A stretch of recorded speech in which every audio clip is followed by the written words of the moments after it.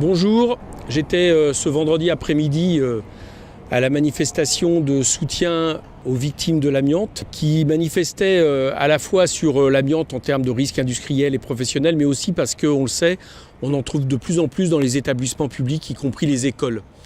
J'en profite à cette occasion pour dire que de l'amiante, on en trouve malheureusement beaucoup aussi dans les habitations, les immeubles, notamment beaucoup dans les immeubles sociaux construits dans les années 60, 70, 80, avant l'interdiction de l'amiante.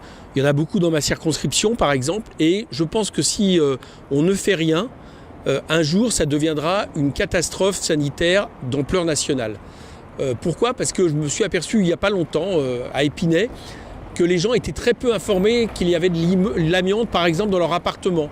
Donc ils faisaient des travaux à la perceuse ou autre sans savoir qu'ils se mettaient en danger. Je m'aperçois aussi que parfois il y a des travaux dans lesquels il n'y a pas de précaution suffisante de prise par les bailleurs. Pas autant par exemple qu'au moment de la réparation de la faculté de Jussieu ou alors de Radio France.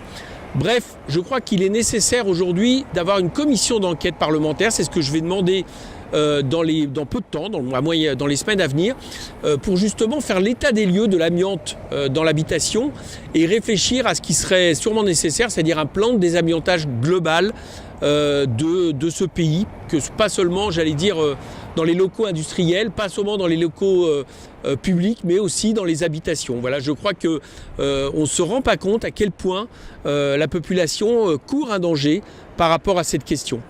Voilà pourquoi ce projet d'enquête va être déposé. J'espère que beaucoup de députés le signeront, quelle que soit leur couleur politique. Et pourquoi pas avec un projet de loi sur un grand plan de mobilisation contre l'amiante dans les habitations avant la fin du quinquennat.